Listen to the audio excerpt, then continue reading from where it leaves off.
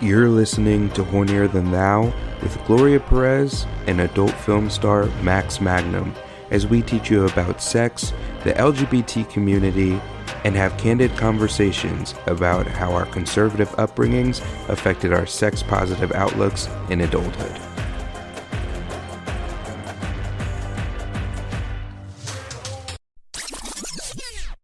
Hey guys, welcome back to Hornier Than Thou podcast. I am your host, Max Magnum, and this is my co-host, Gloria Perez.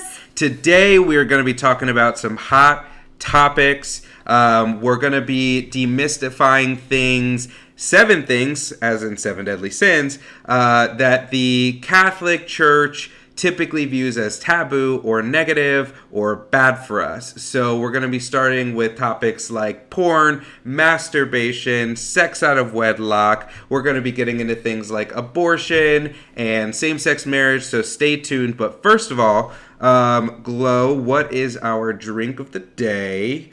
It is the watermelon water, but it is spelled in a very cool way. It's like literally looking at it, I'm like, WTR, MLN, WTR. So I really don't... Is it Hydration? Is that the brand? I don't know, but it's this. Sponsor us. It looks good. So we're going to be cracking this bad boy open. And it's cold pressed, which I love. I'll give you the first sip, my dear. Thank you for supporting me in this dry January that I'm so over your dry January. I want alcohol again. Well, when can we drink on the podcast? We'll have to wait. We'll have to see. Cheers. Cheers. Let's see. Taste test. Wow, that really tastes like watermelon. Bomb. Mm-hmm. Bomb. I feel like I'm suckling the juices straight from the melon. It is amazing. It's so good. This is the freshest watermelon I've ever had in my life. Okay, so this is really the problem when we started splitting drinks, because usually I want more than what I'm allotted in my cup. Like, I want the rest of it now. But we only have one, so we gotta make it work. We gotta make it work. But yeah, so 7 deadly sins. Like I said, we're going to be talking about demystifying things that the Catholic Church deems as bad or taboo or wrong. So, Gloria, why don't you take it away with the first topic? We're going to be talking about porn. What do you think about porn? Porn is so interesting to me because here's the thing. Obviously, as someone who grew up in a Catholic family, Mexican Catholic family, porn was definitely a taboo. Not something that was ever condoned. I mean, it was seen as something so vile and evil, right? It was like the devil. As I've gotten older, and obviously when I went to the university and I started taking psychology courses, I learned how we are all social animals, and we're inclined to look at porn because we are social human beings. And that's why we enjoy seeing porn, among other reasons. So the way I see it now as an adult is like more of this is our human behavior. It's in our human nature.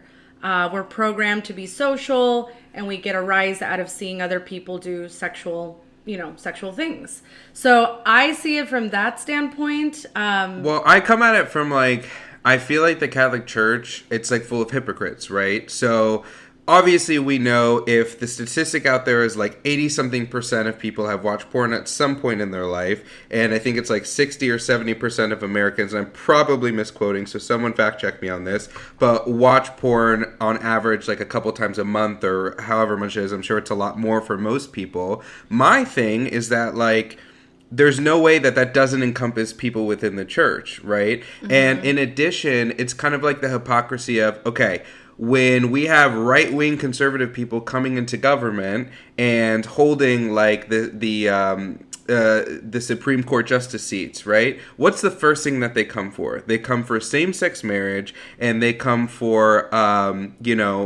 sex workers, or I'm sorry, not sex workers. I literally can't talk. Same-sex marriage and abortion, but you don't really see them coming for porn. If they really thought it was that bad, they'd stop it, right? If they thought, however, it's not like they're providing benefits or healthcare for sex workers. Do you know what I mean? So like that kind of leads us into one of our other 7 deadly sins is sex work. I mean, we actually did the episode last week on sex work where we interviewed my friend in the sex work industry. So if you haven't gotten a chance to listen to that, go ahead and give it a listen. But just generally speaking, I feel like, you know, when it comes to sex work, it's not very protected. It's looked down upon, yet you don't see people coming for porn. And trying to stop it. Do you know what I mean? Like, I guess I never had thought about that. I mean, imagine the regulation on that. Like, how do you regulate people's devices? Any kind of internet? I mean, I don't know. I get what you're saying. But can you imagine what that would look like? I mean, how do you? Well, if they were to just outlaw the practice of making porn at all, right? And they like banned it from the internet. Like, okay, Pornhub, for instance, they just did their big like cleanse a couple of years ago where they realized that there was a lot of like sex trafficking being posted onto the site, and I think underage. So they only allow people with a verified account to post porn, and they literally did a huge wipe of porn from their database. So I don't know that. Yeah, so if they have the ability to do that, I mean, if government really wanted to legalize porn, I feel like they could. Of course, people would still access it in certain ways, but just like they monitor, like, you know, child porn and stuff like that, they could do the same thing. My point being is that no men in power want that. They just want to harp on the people that actually do the sex work and not provide them equal opportunities and benefits and not see it as like a real job. Does that make sense? That makes sense. Yeah. I mean, there's so much hypocrisy in the government. Let's be real. Like, you know, in so many areas. But yeah, absolutely.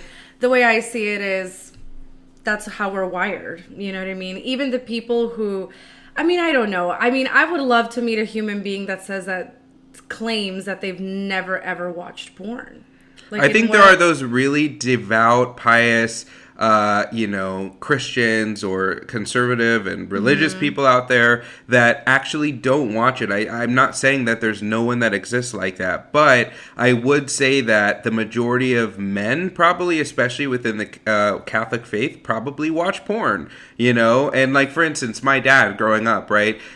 Gay sex was wrong and he didn't accept me for who I was. However, this was also the same man who was having women over all the time and who was having sex out of wedlock and bringing random women into my life and knowingly having sex with them, even though I knew they weren't married. He had like 4 relationships, serious relationships after my mom, only was engaged to one of them. And you know what I mean? So it's like, yeah, no, definitely. So it's really frustrating, I feel like. It's definitely a lot of hypocrisy, like you said. Yeah. I'm assuming he was a very devoted Catholic. Oh, yeah. And it was flouted my whole life, and we're not on communicative terms anymore. We're not communicating. But that was always a big frustration I had, is just like with the level of hypocrisy there. Oh, for sure. No, I definitely see that. I get what you're saying.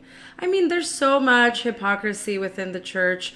I saw it growing up, and it's not just the Catholic Church. It's really, you know, other Christian-based religions where I've seen it, that, you know, people who are the most devoted, the most attached to the church are sometimes the most condescending people. And in this case, you know, not as pious as they make themselves out to be. And I don't want this to be a bash or a hate fest on Christians across the board, because the reality is like, I had a friend, and I don't know if she want me naming her on the podcast, but I had this friend growing up who was literally like the sweetest person, right? And she was so generous, so kind. She was really, really bullied in school, which definitely hurt me because, you know, I saw what she went through. She had this crazy hair, and like, she got bullied for it. And what I think is frustrating about it is she literally could not have been a kinder soul. So I was friends with her for years, best friends, before I found out that she was actually Christian. She literally carried a Bible in her backpack every day, but I had no idea, because it wasn't about preaching and being a hypocrite. It was about living and actually what you're being taught. See, and what you're I teaching. can get behind that. I'm totally fine with. It's about your example. It's how you treat others. Lead by example. That's my motto. You know what I mean? You don't need to be a Bible thumper. And I'm not sorry if that's an offensive term to religious people. I don't mean it in that way, but there are definitely people who impose it on you. They're holier than thou. Hornier than thou. And you know what I mean? It's like, it's very, it makes you not even want to be like that, you know? Again, leading by example. That's my motto, right? Well, what's our next topic? I wanted to talk about something closely related, masturbation. And the reason I find this interesting is because going back to a biological perspective, masturbation, men are constantly producing semen. So they constantly need to ejaculate, right? I mean, that's anatomy 101. However, the church, especially, and I'm speaking about the Catholic Church specifically, they obviously don't condone masturbation, especially with the clergy, priests, anyone who's a part of the clergy. And I just remember growing up and, knowing this, because this is a very much like a thing that's like understood if you're immersed in the church the way my family was. And as I got older, I started questioning myself, like, well, what do they have to release? So they have to release, exactly. And that, I will say that's also frustrating because there are proven medical benefits of masturbation, like lower chance for prostate cancer. I don't know if you knew that from men masturbating. So I've heard something like that, but I'm not. Yeah, so when you have it being proved in medicine that it is beneficial for your health, but you've got people telling you not to do it because why? I mean, I know the reasons why. I know the embedded stigma around it within the Catholic faith specifically. So, kind of earlier, like I said, I'm not trying to attack all Christians. Likewise, when I keep using Catholic, that's from my experience. That's from Gloria's experience. But what we're really bringing onto the table here is like Orthodox conservative religions that are really strict about what you're allowed to do with your own body. That I think that's kind of where we're coming from. There's no separation of church and state. So that could be Islam, that could be Judaism. That doesn't just have to apply to the Catholic faith. Yeah, but yeah, so I just think if there's proven medical benefits, like why are they telling us not to? It only seems to me that people within those privileged circumstances telling other people what to do, not only are they doing it behind closed doors, don't know if you knew that, but in addition, they only seem to care when it directly affects their immediate circle. So for instance, they're anti-abortion. What happens when they're forced with a choice between saving their daughter's life or her getting an abortion? A long time ago, I actually was pro-life because I grew up not only in a Catholic family that was very pro-life, but my grandma actually ran a pregnancy crisis center. And because of that, I just had this really, indoctrinated in me from a young age that like I had a say in the matter. And I actually clashed heads kind of with one of my best friends in college because she was trying to get me to understand that it wasn't my say, that I didn't have a choice in the matter.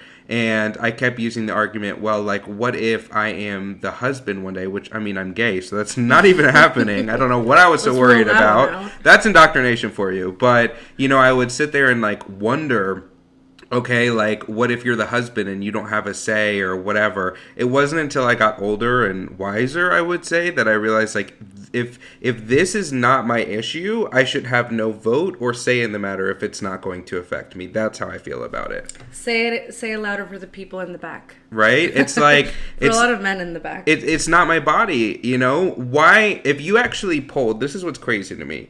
Because I have friends like all over the world and I'll talk to them and I'll ask them like what they think about Americans. And unfortunately, they just see the divide in the country and they see the radical right as a picture of what we are here. We're either really superficial or we're really like backwoods redneck. Like that is literally like all they think of Americans. And what is really frustrating about it too is that if you actually took a popular vote and polled not only the entire country, men and women included, but even obviously specifically just women, the majority of women would be pro-choice. Do you agree? For sure, yeah. I mean, so how do we have it written in law that it's not okay? I know, and this is what, and we are what a post Roe v. Wade era, which is very interesting to be talking about this right now. But yes, to your point, there were multiple polls out there of, right-leaning women or Republican women who were saying this is just, when Roe v. Wade was overturned, they were like, this is government overreach. And that's exactly what I agree with that, because it does get to the point where this is medical care. This isn't, there is no separation of church and state at this point.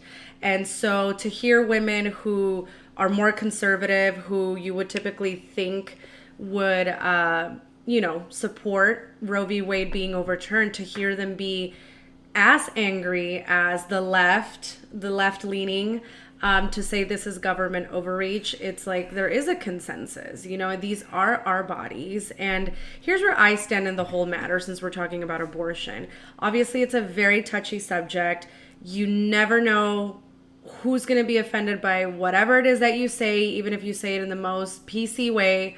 Where I stand personally is, at my age now, I don't think I would personally get an abortion, because I'm old enough to know how babies are made, and I need to be more responsible if I'm having sex, right? However, I would not judge anyone who gets an abortion, because I do not know their financial circumstances. I have no idea what their living situation is. What's going on in their household. What's going on in their household. What's going on in their lives. That's what it comes down to, prerogative. It's your prerogative. Exactly. And it's none of my business. You know what I mean? And even another woman's body is not another woman's business. Bodies. Exactly. I mean? Yeah. It's your individual business. Yeah.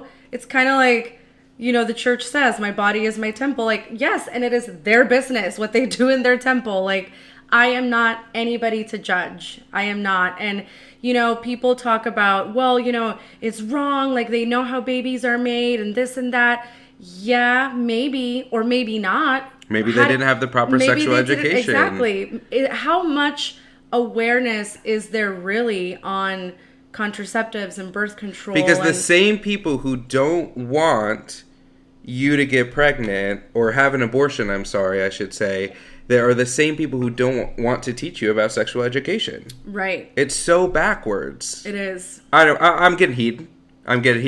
So it's a touchy subject, guys. We need to take a break. We'll be right back. Hey guys, we're not going to actually give you an ad this week. Instead, we decided to do something a little more fun to ease the tension of this week's topic. So Gloria and I have prepared a couple of knock-knock jokes for each other, dirty ones, adult ones, and we don't know what each other's are, but we're going to surprise each other. So we've scoured the internet to find the best knock-knock jokes we possibly could. You want to take it away, Glo? I'm going to take it away. Knock, knock. Who's there? May I come in? May I come in who? Not till we have a serious discussion about birth control. I thought we were supposed to be done with the heavy topics. This is a fun twist. All right, knock, knock. Who's there? Con. Con who? Condom broke. I hope you're on the pill. Not the pill, but the NuvaRing. Oh, my God. All right. Knock, knock. Who's there? Disguise. Disguise who? This guy is your boyfriend? You could do so much better. Lame. That's a good one. A lot of people need to hear that one. Knock, knock. Who's there? Dozer. Dozer who? Those are the biggest breasts I've ever seen. I feel like a 4-year-old wrote that. Okay. And I have B cups, so that's not true. All right, final one. Knock, knock. Who's there? Howie. Howie who? How are we going to hide this affair from your husband? No, I'm not for cheating, remember? I told you this. All right, guys. Well, we hope you enjoyed it. And we're back. Welcome back, everyone. We got a little break. Yeah, we needed to cool down a little bit. We knew that this was going to be a little bit of a tense one. But, that's what we're here for, right? To talk about the things that are not easily spoken about. So I wanted to kind of really do a quick segue. I know we were talking about abortion and birth control and maybe a lack of education or awareness regarding birth control in many communities. So that leads me into contraceptives and what the church thinks about contraceptives. Now, I could be a little outdated in this. I haven't necessarily checked up on it recently, but growing up, all I heard in the Catholic Church was that contraceptives were a no, because God gave you this body to procreate, and it is a man and a woman, and they get together and they have babies, and that is the sole existence of marriage. And whether you do or don't get pregnant is due to God's will. Exactly. And the message was always resonating around however many children you have, that's how many children God gives you. So Basically literally you taking could the pop them control- out 20, 25 times and you just kept having children. Yeah. Like, as if you wanted to have sex, you know? And that it's was... just, it's a crazy message to send out. Crazy is not the right word, but it's not the right message to send out because you're taking control away from the people. It's convoluted. You know? And so for the longest time, I remember even in marriage classes, like marriage prep classes, one of the courses that they give you is contraceptives. And, you know, well, they don't call it contraceptives. They call it fertility or something like that. Something to do with Correct fertility. me if I'm wrong, but this is where, like, you time having sex with your spouse according to the time of a woman's cycle. Yeah, the fertility to try schedule. to not get pregnant. Is that correct? That That's was like the- the only form of contraception? It's the only form of contraception because it's natural according to the church. It's the fertility schedule of the woman, knowing when she ovulates, knowing when she's fertile, knowing when she's least fertile, etc. That's the only thing that the church condones. And if you were to follow it, even if you had, you know, if you're a woman who gets her period regularly every month, on the day, on the dot, like, you know what I mean? And you were still following this fertility schedule to avoid getting pregnant, and you got pregnant, you were to keep that baby. I mean, that's just how it is. That's that. Now we have a more, I say we because I still identify as a Catholic person because of my upbringing. I still go to church with my parents from time to time, and I'm very curious to see the evolution. And I know that we have a different pope who has become a little more progressive. We'll talk a little bit more about that later, but... Well, one of the things, kind of like I mentioned before the break, was, you know, how the people who want to not teach you about sex and sexual education are the same ones who are pro-life. Right? So it's like, let's not teach people about consequences, but let's also enforce those consequences on them when it happens, which is very frustrating. Yeah. I've done a lot of research on this. So obviously we know that a lot of even heterosexual children, if they know that at that point, are not getting the proper education, and the church would push for abstinence training, and that's about it. But LGBT children are definitely not getting that training, and they are the ones who are most at risk for risky sexual behavior. So I actually did my college thesis on this. The name of the thesis was Demonstrating the Need for More Evidence-Based Sexual Health Promotion Programs for LGBT Youth. And essentially, I did a seminar, or like a Socratic seminar, with a group. I paired up with this company or this organization called 1 in 10 in Phoenix. It is an organization that is there to help, you know, LGBT youth who maybe were disenfranchised from their families or are having a difficult time coping, kind of like a youth center for LGBT youth. And I went and held this seminar and asked them questions. Basically, I had a soft protocol. The kids were ages 11 to 17. So I would ask them anything from like, you know, have you been bullied, or like how was coming out to your family, through do you feel like the sexual health programs at your school fit your specific needs? And of course they said no. So I was working with the assistant research professor at the college I went to try to push that message forward, that they're not getting the proper education. And it's just really frustrating. Definitely. Well, I think it's like with a lot of issues in America, you know, not just the Catholic Church, but going back to that, there is no separation of church and state, but we can see it, in my opinion, and I think a lot of other people agree, where you want to ban abortion. When I say you, I mean the government, you know. They want to ban abortion. They want these babies to be born. But then we also want to get rid, or the same people that are banning abortion want to get rid of social assistance programs that would help children in more impoverished communities to have better opportunities. So there's that hypocrisy that we're talking about, and so it strikes at every level, and it's based on the disparaging gap, I should say, in the socioeconomic structure in this country.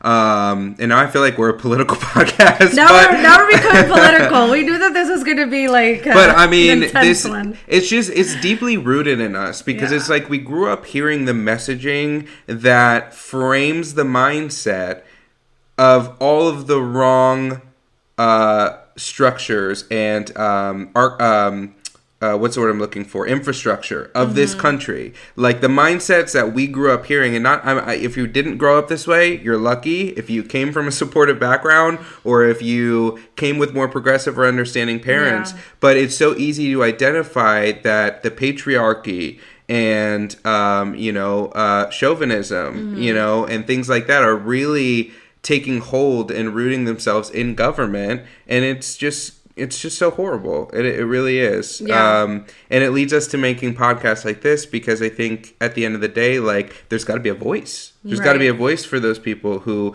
are feeling, disenfranchised because of a lack of assistance or resources that they have access to. Yeah. So. No, definitely. So let's move on to now that we've got that out of the way. That was very heated, and honestly, send us your opinions. Send us. I know that abortion is it's such a moral, type of. It's morally topic. infused. Yeah, so it's hard because I think the way where people stand with abortion has a lot to do with not only their upbringing but also their personal moral compass that they personally developed as they got older or didn't, whatever the case may be. Some people are able to detach themselves from their upbringing and see things in a different perspective. Hence the podcast. Once again, that's okay. If you are a person that grew up and maybe you didn't have any specific type of teachings, or what's the word I'm looking for? Like indoctrination. And growing up, if you didn't have that and you're just someone who doesn't agree that with abortion for yourself, that is perfectly fine. But it doesn't give you a right to decide what other people do with their bodies. And we will leave it at that. What is the last thing we want to talk about? Oh, okay. I thought we were over the heated topics. Same-sex marriage. I mean, need I say more? It is very, very frustrating because I've done a lot of research on this and talked to a lot of scholars and people with actual theology degrees who have done a lot of research on these topics, and the translations that we use from today's Bible that says that gay marriage is wrong or that man cannot lay with man, it was wrongfully translated. And it doesn't make sense because homosexuality back then when the Bible was originally transcribed, it was not like an actual thing. How do I explain it? It wasn't what's the word I'm looking for? Not structure, but it wasn't a thing. Like it wasn't a labeled thing? It wasn't a labeled thing. Okay. I guess that's what you could say. So how could the Bible have talked about it? Because it did happen, obviously, but it wasn't a labeled thing. Like there wasn't a term for it. Exactly. There wasn't a term for it. It didn't exist. People didn't go around, are you homosexual, are you heterosexual? That wasn't a thing 2,000 years ago. Yeah. So there was no way that the Bible could have spoken about this. A lot of people will suggest that the translation of the text has more to do with men having inappropriate relationships with children, or sexual acts that weren't actually sodomy. The term sodomy actually referred to any sexual act that didn't lead to procreation, right? So any of you Catholics out there giving blowjobs or eating your wife out, you are sodomizing your partner. I don't know if you knew that, but so that's just so frustrating. It's like, would that be a form of BDSM? I wonder. Maybe. And you know what? It's like you can't take everything literally in the Bible either. That's the frustrating part. It's like anything that they can use to further the agenda of hatred and dividing the country, they will use that text or that language specifically to their benefit. But What about the one that says, you should poke out your eye? I don't see anyone doing that. Or you should cut off your hand. Like, what do we take literally and what do we not? Well, I'm glad that you brought that up, because that is the biggest misconception in the church, is that from a theological perspective, we know, but you have to really immerse yourself in the theology and go out there and find the knowledge, right? We know from a theological perspective that the narrative of the Bible is written in such a way that it is meant to be metaphorical. Mm-hmm. It is not meant to be literal. Very few things in the Bible are meant to actually be literal. The book of Genesis? Are you freaking kidding me? Oh, wait, is that the one? That's not the one I meant. See, I'm a bad Bible reader. What's the one at Revelation? What's the one where, like, the world's going to end? Revelations, right? That's what I'm talking about. That shit's whack. I mean, it's just everything, like from a theological perspective, like I said, it's not meant to be taken that literal. It was written by different kings and scribes and different people who wrote it to be timeless so that it could still be relevant across the ages. And so they had to use a certain form of alliteration, or not alliteration, but metaphors and a certain form of writing. And now it's become, throughout the years, it's become more weaponized in a way to control people, in a way to indoctrinate people. And it's just kind of stayed that way. And there is very, very little awareness of how the things in the Bible are truly poems, they're metaphors, they're, how do you say that, parables, like to how, instructions on how to live your life. But it is not that literal. You know what I mean? Like, I could go into this forever, but... Like, take the 10 Commandments, for instance, right? Thou shalt not kill. But we've made all justifications as for why that's okay in war. Right. But isn't that one of the 10 Commandments? Would Jesus Christ kill someone else to protect and defend his homeland, or would he die on the cross? Do you know what I mean? It's like, where does the hypocrisy stop, and where do the justifications stop? It's just become weaponized, I think, throughout the years for colonization, for indoctrination. In every war, I was just talking to my grandma about this. Like, every single war is based on greed, right? It has been based on like expansion of territory or wealth or religion. Find a war that wasn't fought due to one of those reasons. 100%. It's one of them, right? And so what's really frustrating about that is like all of these soldiers who are dying are just pawns in the grander scheme of things, because you don't see those people in power risking their lives, yet they can conscript us, you know what I mean? And we might have to go to war for them, for a war that's based on something, because there's a few selfish men in the world. Exactly. There's a few selfish men in the world, and that is the reason why wars are fought, and that's it. I heard somewhere, I can't remember where, but I think it's so true that the hunger for power, or the greed, the hunger for power, or the greed for power, something like that, overpowers the hunger for money. So people, if you have money and you have power, more people will want power more than money. Interesting. Yeah. So, and I think it goes to, that's to their because heads. money is just an instrument. Money is just an instrument for power.